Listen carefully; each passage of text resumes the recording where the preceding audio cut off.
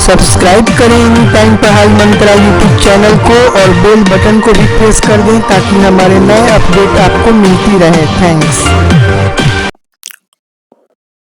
Hello friends, welcome to your YouTube channel any time Padhai Mantra.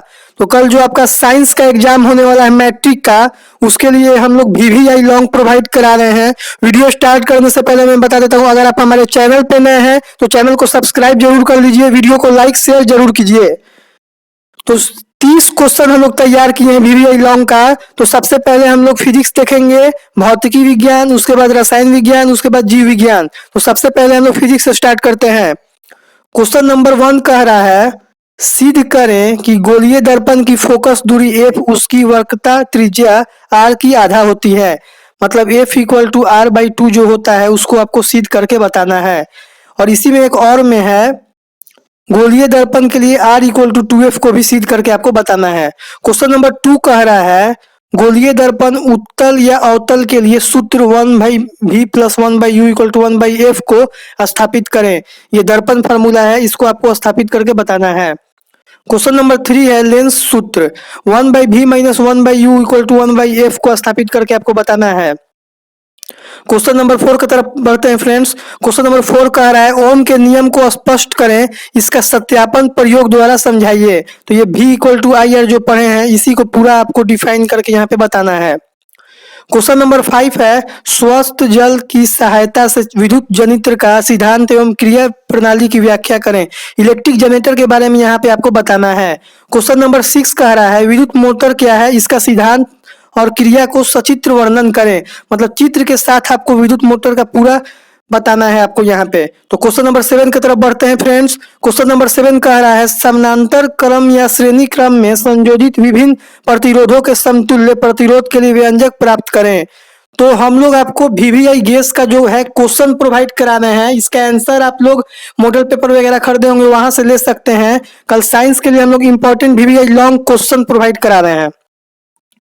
Question number 8 कह रहा है, दृष्टि दोष क्या है, विभिन्न प्रकार के दृष्टि दोषों का वर्णन करें। तो जो आप पढ़े होंगे दूर दृष्टि दोष, तो यही सब आपको बताना है। मायोपिया, हाइपर मायोपिया, स्यूडोपिया, इसी के बारे में पूरा यहाँ पे डिफाइन करके आपको बताना है। क्वेश्चन नंबर 9 कह रहा है, धारावाही चालक तार के इर्द गिर्द चुंबकीय क्षेत्र उत्पन्न होता है, उसे दिखाने के लिए ऑस्टेट के प्रयोग का वर्णन करें। तो आप लोग पढ़े होंगे इधर जो नॉर्थ पोल साउथ पोल होता है और इधर इलेक्ट्रिक जो इधर मतलब सर्किट ये फॉलो होता है और इससे आपका मैग्नेटिक फील्ड जनरेट होता है। इसी के बारे में आपको पूरा डिफाइन करके बताना है। तो ऐसे ऐसे करके 9 क्वेश्चन आप लोगों के लिए हम लोगों ने फिजिक्स के लिए सेलेक्ट किया था। अब आगे रसायन विज्ञान केमिस्ट्री की ओर बढ़ते हैं। क्वेश्चन नंबर 1 कह रहा है, इसमें गर्म जल का टैंक बनाने में तांबे का उपयोग होता है परंतु इस्पात का नहीं। इसका आपको कारण यहाँ पे बताना है।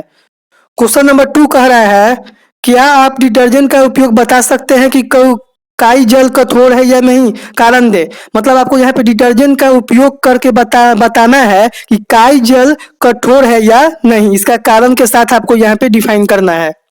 क्वेश्चन नंबर 3 कह रहा है, आधुनिक आवर्त सारणी और मेंडलीव की आवर्त सारणी में तत्वों की व्याख्या की तुलना करें। तो आधुनिक आवर्त सारणी में क्या होता है, इसमें एटॉमिक नंबर पे डिपेंड करता है और मेंडलीव का एटॉमिक मास पे डिपेंड करता था। तो पूरा आपको डिफाइन करना है। पूरा का आंसर आपको मॉडल पेपर जो खरीदे होंगे वहां से मिल सकता है और आप कहीं से भी मतलब इसका पूरा बुक वगैरह से भी ले सकते हैं। लेकिन आप लोग एग्जाम दे रहे हो, मॉडल पेपर तो खरीदे ही होंगे, वहां से आपको इसका आंसर मिल जाएगा।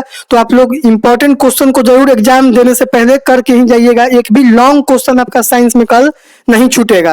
क्वेश्चन नंबर 4 कह रहा है, कार्बन क्या है, अपरूपता से आप क्या समझते हैं, कार्बन के कितने और अपरूप हैं, साधारण वर्णन करें। पूरा डिफाइन करके आपको बताना है। क्वेश्चन नंबर 5 कह रहा है, अल्युमिनियम के प्रमुख अयस्कों का नाम लिखें। तो प्रमुख अयस्क क्या है, बॉक्साइट वगैरह जो होता है वही आपको यहाँ पे बताना है। इससे अल्युमिनियम के निष्कर्षण करने के सिद्धांत का उल्लेख करें।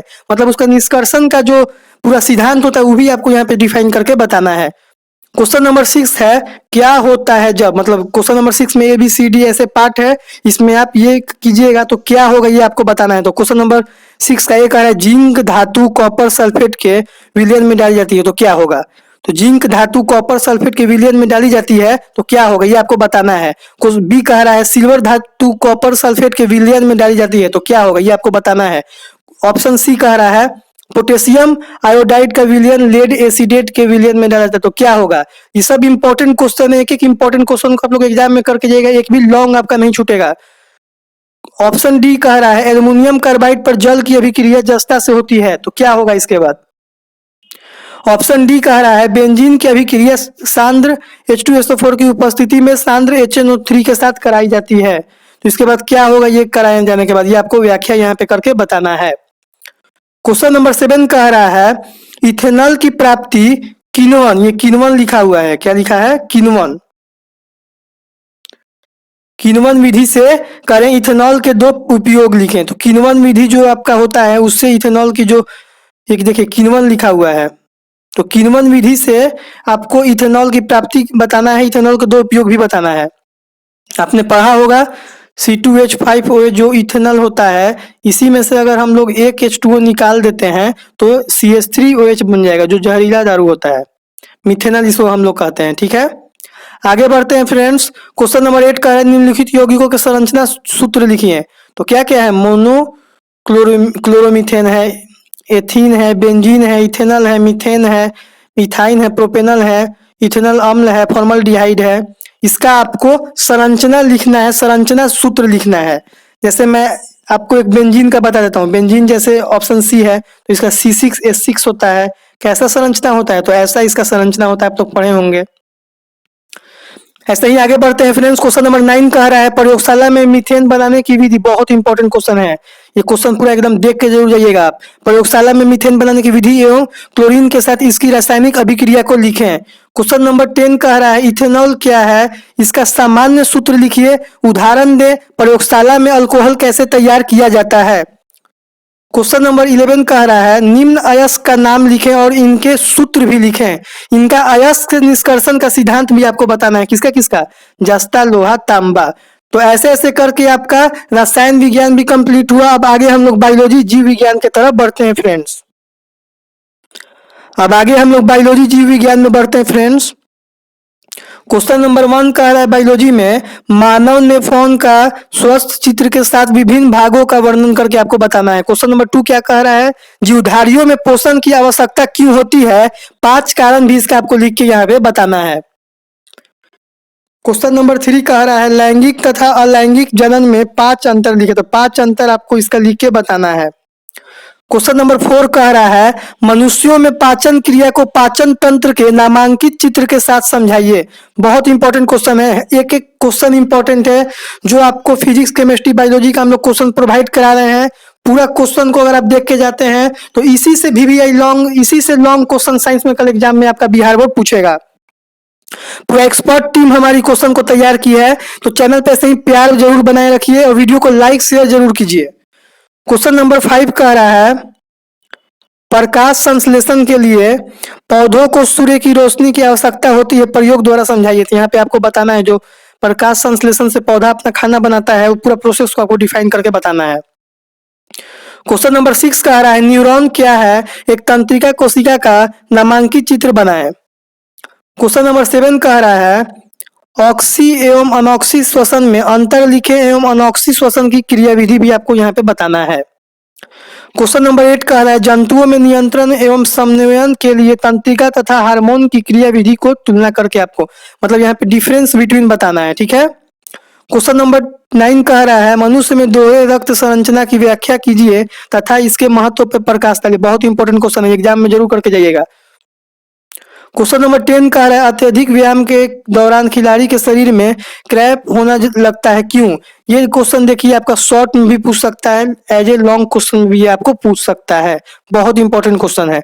और लास्ट क्वेश्चन है 10 का सेकंड पार्ट, जब एड्रिनल हार्मोन रुधिर में मिल जाता है तो शरीर में क्या अनुक्रिया होती है?